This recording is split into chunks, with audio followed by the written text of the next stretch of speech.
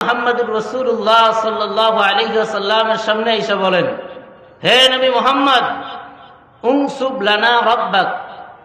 হে মুহাম্মদ, তুমি আল্লাহর বংশ পরিচয় বর্ণনা করো। আল্লাহর আমার বংশ কি?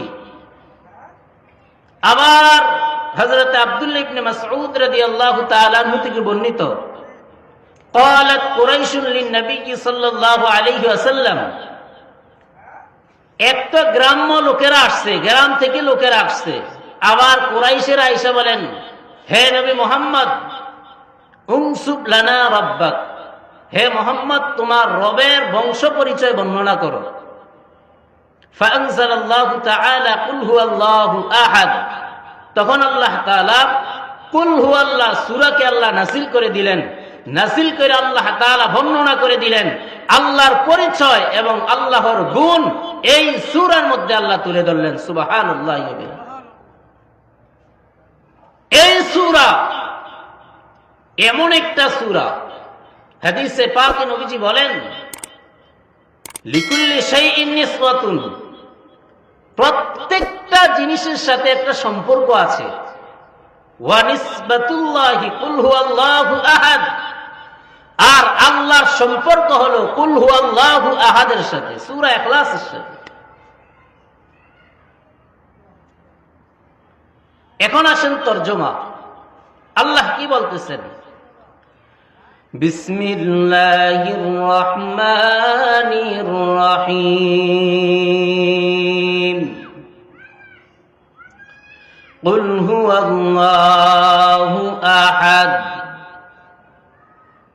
আল্লাহ জানায় দেয়, হে নবী আপনি বলেন, কুল হুয়াল্লাহু আহাদ, আল্লাহ হলেন একক। আল্লাহ সারা দুনিয়াতে আর কোনো মাবুদ নাই। আমার আল্লাহ হলেন একক, আমার আল্লাহর ছাড়া আর কোনো মাবুদ নাই। হে নবী আপনি জানায় দেন, কুল হুয়াল্লাহু আহাদ। তারা আপনাকে আল্লাহর পরিচয়, আমার পরিচয় জানতে তারা চেয়েছে, আপনি তাদেরকে জানায় দেন কুল হুয়াল্লাহু আহাদ। হে নবী আপনি বলেন আল্লাহ হলেন এক, আল্লাহর দ্বিতীয় আর কেউ নেই। আল্লাহুস সামাদ, আল্লাহ হলো অমুখাপেক্ষী। আল্লাহ কারো মুখাপেক্ষী না। সন্তান বাবার প্রতি মুখাপেক্ষী। সন্তান যখন ছোট, সন্তান যখন কোনো কথা বলতে পারে না, তখন বাবার কাছে মুখাপেক্ষী হওয়া লাগে, বাবার কাছে টাকা চাওয়া লাগে, বাবার কাছে পয়সা চাওয়া লাগে। একটা চকলেট খাইবে, বাবার কাছে চাওয়া লাগে। একটা ছোট মাসুম বাচ্চা বয়স্ক উপনীত হওয়ার আগে বাবার কাছে সে মুখাপেক্ষী। আল্লাহ বলেন, হে নবী আপনি জানায় দেন আল্লাহুস সামাদ, আল্লাহ হলো অমুখাপেক্ষী। আল্লাহ কারো প্রতি কোনো মুখাপেক্ষী না। এই আয়াতটা দিয়া আল্লাহ পরবর্তী আয়াতকে আল্লাহ তাআলা আরো মজবুত করে সুন্দরভাবে বলেন আল্লাহ অমুখাপেক্ষী কেমনে। বলে, লাম ইয়ালিদ ওয়া লাম ইউলাদ, আল্লাহ কাউকে জন্ম দেন নাই, আল্লাহ কারো থেকে জন্ম নেয় নাই। আল্লাহ কাউকে জন্ম দেন নাই, আল্লাহ কারো থেকে জন্ম নেন নাই। আর একটা উসুল হলো, লাইসা শাইউন ইউলাদু ইল্লা সায়ামুত ওয়ালা শাইউন ইয়ামুতু ইল্লা সাইওয়ারিস। একটা উসুল হলো, জন্মজাত তার মৃত্যু আছে, জন্ম হলে মৃত্যু আছে, মৃত্যু হলে তার ওয়ারিস আছে।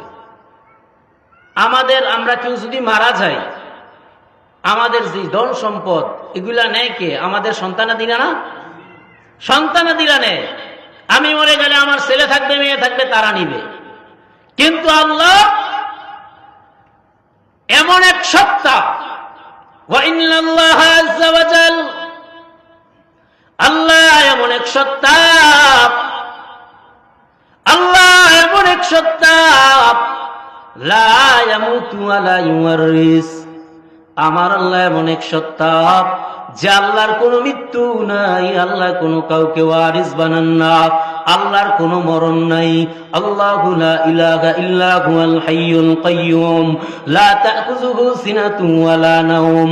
আল্লাহ হলো এমন এক সত্তা, ও আল্লাহ হলো এমন এক সত্তা, আল্লাহর এমন ক্ষমতা, আল্লাহর এমন ক্ষমতা। আল্লাহু লা ইলাহা ইল্লা হুয়াল হাইয়ুল কাইয়্যুম লা তাখুযুহু সিনাতুন ওয়ালা নাওম। আল্লাহর কোনো ঘুম নাই, আল্লাহর কোনো তন্দ্রা নাই, আল্লাহ ঘুমান না। আল্লাহ যদি ঘুমাতেন, পৃথিবীর 1 সেকেন্ডের জন্য যদি আল্লাহ ঘুমাতেন, পৃথিবী তার ধ্বংস হয়ে যেত। আল্লাহ লা তাখুযুহু সিনাতুন ওয়ালা নাওম। আমার আল্লাহ এমন এক সত্তা, আল্লাহর কোনো আকার নাই। আল্লাহ হলো এমন এক সত্তা, আল্লাহর সমকক্ষ পৃথিবীর বুকে কেউ নাই। আল্লাহ বলেন লাম ইয়ালিদ ওয়া লাম ইউলাদ। আল্লাহ কাউকে জন্ম দেন নাই, আল্লাহ কারো থেকে জন্ম নেন নাই। ওয়া লাম ইয়াকুল লাহু কুফুয়ান আহাদ। আর আল্লাহর সমকক্ষ পৃথিবীর বুকে আর কেউ নাই। ভাইরা আমার, এই সূরাতুল ইখলাস এমন একটা সূরা, এই সূরা ইখলাস এমন একটা সূরা, দেখতে ছোট। ধান্না একটা মরিচ আছে, মরিচটা অনেক দেখতে ছোট। বলেন তো ধান্না মরিচের জাল কম না বেশি? কি একবার লাগাইলে কি আবার মিষ্টির মতো লাগে? ধান্না মরিচের জাল অনেক অনেক বেশি, কিন্তু সূরা ইখলাস ঠিক তেমনি ভাবে সূরা ইখলাস দেখতে ছোট, দেখতে একটা ছোট একটা সূরা। এই সূরার মর্যাদা এমন, সূরার মর্যাদা এমন, পরবর্তী আপনার তাফসীর বললে বুঝবেন। এই সূরা এমন একটা সূরা যেটা আল্লাহর কাছে একটা পছন্দনীয় সূরা। এই সূরার ব্যাপারে নবীজি হাদিসের মধ্যে বলেন, মান ক্বারাআ সূরাতাল ইখলাস, মান ক্বারাআ কুল হুয়াল্লাহু আহাদ 10 মাররাতান। কেউ যদি কুল হুয়াল্লাহু আহাদ 10 বার তেলাওয়াত করে, বানাল্লাহু লাহু বাইতান ফিল জান্নাহ, তার জন্য আল্লাহ তাআলা একটা জান্নাতে প্রাসাদ তৈরি করে রাখেন। হে আমার ভাইরা, হে আমার বোনেরা, আজকে কত সময় আপনার অবহেলায় কাটাইয়া দেই, সময় বেহুদা আমরা কাটাইয়া দেই।